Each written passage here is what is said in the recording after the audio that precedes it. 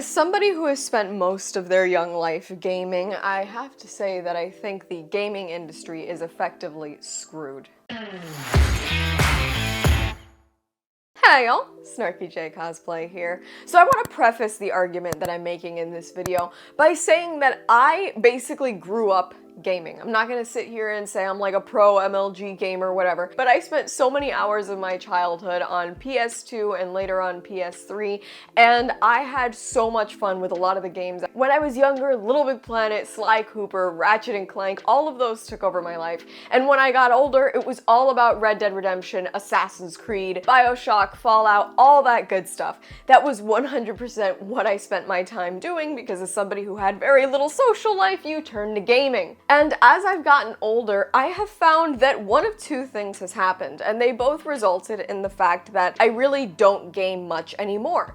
And I started to ask myself, is it because I grew out of playing video games, or is it because the video games that are being released lately are of no interest to me? And in thinking about this, I came across this infographic that shows the top games of 2024, and it led me to a really disappointing conclusion about the gaming industry that has pretty much proved some of my worst fears correct. But first, here's a word from this video's sponsor. This video is sponsored by Manscaped, the brand trusted by over 11 million men worldwide for their face and body trimmers, hygiene essentials, and premium boxers. If you're tired of trying for that rom-com leading man type charm, but you end up looking just a little more like the scruffy sidekick type, this year is gonna be different. Meet the Handyman from Manscaped, a sleek, compact face grooming essential that guarantees your face is on track for heartthrob status all year long, now available in the special edition Rocket Man colorway. The Handyman is sleek, powerful, and compact. The magnetic blade cover makes it perfect for your overnight bag. It's perfect for those last-minute touch-ups when your reservations are in 15 minutes and she's already waiting. Engineered with a unique dual-blade system, it features both a standard foil shaver and a long hair trimming blade to handle up to 3 days of beard growth to ensure you get the smooth, kissably clean finish she's been dreaming of. Even better, the Handyman comes equipped with skin-safe technology designed to help reduce nicks and cuts. It's also waterproof, making cleanup a breeze. Just rinse and you're done. With up to 60 minutes of runtime per charge and a rockin' battery indicator light, you've got more than enough time and battery to fix your mug. Whether you're a grooming newbie or a seasoned pro, the Handyman in the special edition Rocket Man colorway is the perfect upgrade to your grooming regimen just in time for Valentine's Day. Ready to give yourself the grooming upgrade you and your honey deserve? Use my promo code SnarkyJ and get 20% off and free international shipping at checkout. That is 20% off plus free shipping with promo code SnarkyJ at manscaped.com.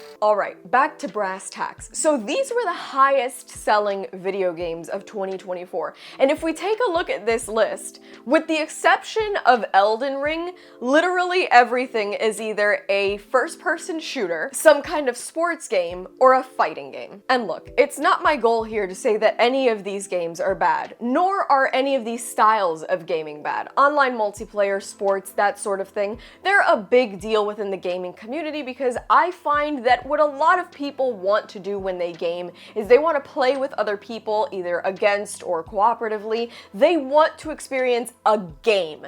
They're not looking for, let's say, a long story or some journey they need to take. But from my perspective, I always felt that the gaming industry was yet another art form not entirely unlike cinema. See, when I grew up, what I was really attracted to was the fact that a lot of video games were telling essentially film quality stories, but you were part of those stories and they might take you 50, 60, 70 hours just to complete a campaign, but you were part of something. And it felt like every time you logged onto that game, you had another chapter to play and you were working towards a goal. And I find find that that is kind of a dying art. Recent storytelling releases, yes, haven't done entirely poorly. Games like God of War, the Spider-Man series, or even last year's RPG Baldur's Gate 3, those games haven't done entirely poorly in terms of sales, but they also haven't maintained a hold on pop culture the way something like Call of Duty or Helldivers or even the new online multiplayer that replaced Overwatch, Marvel Rivals,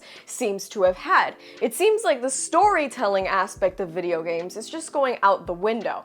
And I wonder why that is. To some extent, I think some people are getting turned off by the fact that even open world single player games have kind of leaned way too far into the RPG status. And what I mean by that is that even my favorite game of all time, Red Dead Redemption 2, it requires a lot of RPG patience. You literally have to feed and maintain your cowboy as opposed to just running around and committing crimes and following the story. There's so much maintenance and crafting and shit involved that if you just want a good story, 60 hours where 8 of those are spent trudging through snow and looking at shrinking horse balls because they're on that level of realism might not be super appealing to you. So that could be a thing, right? But not every storytelling video game recently has that level of realism where you're almost exhausted by the tedium of it, right? So what's wrong with the rest of storytelling in video games? Well, unfortunately, you get examples like this. You don't get to rush this.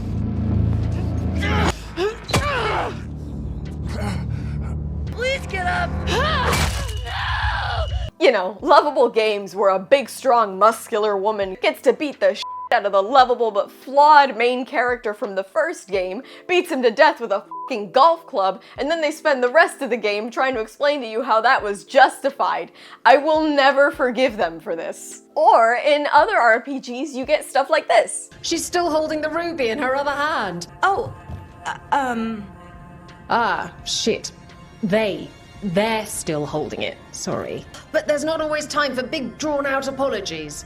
So when one of us screws up and we know we've screwed up, we do a quick 10 to put it right. Pulling above. Where you can essentially deal with self-inserts from the writers that explain to you how wrong you've been about pronouns this whole time. And then, of course, we also deal with interesting choices in gaming. The upcoming Assassin's Creed game Shadows has been in hot water continuously for making a game set in feudal Japan where you don't play as a Japanese man, and instead they made some interesting historical choices that I'm not even really gonna get into. And we also have video games that have now decided that attractive women are in fact a sin, and we're not allowed to make them anymore. As a woman, and I might be the wrong type of woman to say this, so maybe I shouldn't, but I will say that I much prefer to play as a woman who is incredibly good looking and unrealistically sexy, as opposed to somebody who's real and relatable. I don't want real and relatable. I want big delicious, but that's none of my business. So what conclusion do we come to here with the gaming industry? The conclusion, I think, is that the gaming industry is essentially eating itself. We have all these games that are focused on online multiplayer and just basic lacking in story, all these sports games and fighting games and first-person shooters, things that are just meant for gaming, the love of the sport. And I suppose that has a value, but I also felt that one of the greater values of video games was crafting a long, intricate story and letting you be part of it. Games like the older Assassin's Creed entries, some of the Fallout entries, Uncharted, Tomb Raider, the entirety of the Final Fantasy franchise. I mean, that's what we used to have. And now when we get these story games, they're either exhausting or buggy or poorly made, or they're lecturing you on something or other. And at the end of the day, if you're making the sacrifice to sit down and game and you're not getting a 15-minute round of shooting out of it, and what you're doing instead is joining a story, the last thing we want to do is be lectured on real-world politics or dragged and punished through a story that we don't really care about. And maybe that's what's happening. Maybe that's why when you look at the 2024 best-selling video games,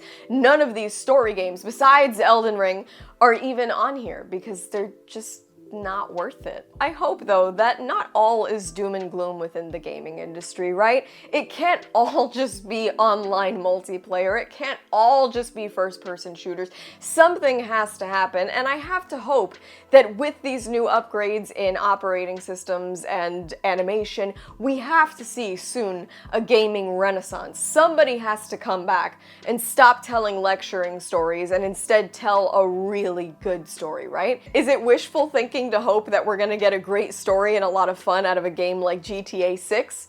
Maybe it is, but I'm hoping that we can get to a return where we get these online multiplayers and good storytelling, and they can kind of live in harmony, and both sides of the gaming fence can both simultaneously enjoy good content. It can't all be lectures, it can't all be disappointing from here on out. The gaming industry has been around for way too f***ing long to just fizzle out the way that it has. It has too big an impact, and we have way too many opportunities to really delve into these stories to just let it as an industry and an artistic medium as a whole go to waste. And that's all from me. I've been Snarky J. Thank you so much for watching. Please don't forget to like and subscribe. For more Snarky J, be sure to check me out on Instagram, and if you'd like to support me, this channel, and my content creation, do check out and consider subscribing to my Patreon for exclusive photo shoot sets and cosplay content. I'll add links to all of those in the description below, and let me know your thoughts on the future of the gaming industry in the comments below.